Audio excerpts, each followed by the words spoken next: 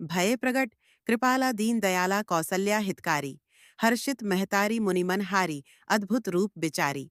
जगत पालन करता श्री विष्णु ने अपने 7वें अवतार मर्यादा पुरुषोत्तम श्री रामचंद्र के रूप में अनेकों अविश्वसनीय और अद्भुत लीलाएं रची, और अंत में प्रभु ने त्रिलोक विजेता अहंकारी रावण का संहार कर बुराई पर अच्छाई की महाविजय प्राप्त की। श्री राम जी के जन्म दिवस को ही रामनवमी के रूप में बेहद उत्साह के साथ मनाया जाता है।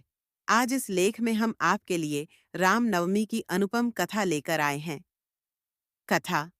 पौराणिक कथा के अनुसार अयोध्या के महाराज दशरथ को पुत्र रत्न की प्राप्ति नहीं हो रही थी। ऐसे में महाराज दशरथ ने अपने गुरु महर्षि वशिष्ठ के निर्देशों का पालन करते हुए एक महायज्ञ आयोजित किया। महाराज दशरथ ने इस यज्ञ में सभी यशस्वी ऋषि मुनियों को आमंत्रित किया।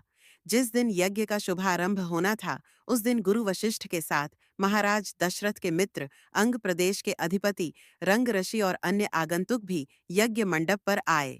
यज्ञ के समापन के बाद महाराज दशरथ ने सभी ऋषि और पंडितों को दक्षिणा स्वरूप धन धान्य का दान कर विदा किया। यज्ञ से प्राप्त प्रसाद लेकर राजा दशरथ पुनः अपने महल में लौट आए और प्रसाद अपनी तीनों रानियों के बीच वितरित किया। तत्पश्चात यज्ञ के पुण्य फल से तीनों रानियों ने गर्भ धारण किया। सबसे पहले माता कौशल्या ने एक पुत्र को जन्म दिया। रानी कौशल्या के द्वारा जन्मे उस बालक के चेहरे पर करोड़ों सूर्य के समान आभा थी, और उस बालक व्यक्तित्व अत्यंत ही आकर्षण था। अनुपम छवि वाले उस बालक को जो कोई भी देखता मंत्रमुग्ध हो जाता। चैत्र माह के शुक्ल पक्ष की नवमी तिथि को जन्मा यह बालक और कोई नहीं बल्कि सृष्टि के महानायक श्री विष्णु के सप्तम अवतार भगवान राम का ही बाल रूप था। माता कौशल्या के बाद अन्य दो रानियों अर्थात माता कैकई और माता सुमित्रा ने भी शुभ नक्षत्रों में पुत्रों को जन्म दिया। माता कैकई के एक पुत्र अर्थात भरत हुए एवं माता सुमित्रा के दो पुत्र लक्ष्मण एवं शत्रुघ्न हुए।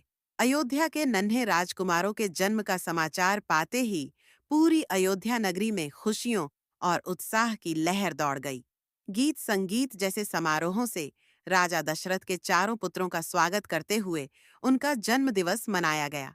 वहीं देवताओं ने भी इस उत्सव में भाग लेते हुए इन नन्हे राजकुमारों को नमन किया और आकाश से अनगिनत पुष्पों की वर्षा कर उनका स्वागत करते हुए अपनी प्रसन्नता जताई। शीघ्र ही चारों पुत्रों का नामकरण संस्कार महर्षि वशिष्ठ के द्वारा किया गया तथा उनके नाम रामचंद्र, भरत, लक्ष्मण और शत्रुघ्न रखे गए। अत्यंत विलक्षण प्रतिभा के धनी श्री राम अल्पकाल में ही अयोध्या वासियों के प्रिय हो गए। उन्हें सभी प्रकार के अस्त्र शस्त्र चलाने में असाधारण निपुणता प्राप्त हो गई। वे निरंतर माता पिता और गुरुजनों की सेवा में लगे रहते थे। श्री विष्णु के 7वें महाअवतार के रूप में जन्मे श्री राम ने अपने जीवन काल में अनेकों महान और धर्मपरायण कार्य किए। चाहे सीता स्वयंवर में धनुष तोड़ना हो या महाबली बाली का वध कर सुग्रीव की सहायता करना हो। विवाह के पश्चात मर्यादा पुरुषोत्तम श्री राम अपने पिता की आज्ञा का पालन करते हुए पत्नी सीता और अनुज लक्ष्मण समेत वनवास स्वीकार किया, जहां माता सीता की दुराचारी रावण से रक्षा करते हुए प्रभु ने अत्याचारी रावण का संहार किया। ये वही राम हैं जो स्वयं जगत के पालनहार हैं और दुर्लभ शक्तियों के स्वामी हैं, किंतु उन्होंने एक सामान्य मनुष्य जीवन का एक अद्भुत उदाहरण प्रस्तुत किया। युगों युगों के बाद आज भी श्री रामचंद्र के आदर्श व्यक्तित्व, धैर्य, निष्ठा, त्याग एवं पराक्रम को श्रद्धा और सम्मान देते हुए राम नवमी के दिन उनका जन्मोत्सव मनाया जाता है। आज भी राम भक्त अनन्य आस्था के साथ अपने आराध्य श्री राम का अवतरण दिवस मनाते हैं। अगर आपको यह वीडियो अच्छा लगा हो तो इस वीडियो को लाइक करें और अपने दोस्तों के साथ शेयर करें और हमारे चैनल को सब्सक्राइब करें।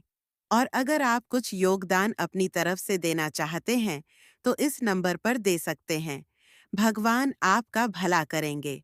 बोलो जय श्री राम।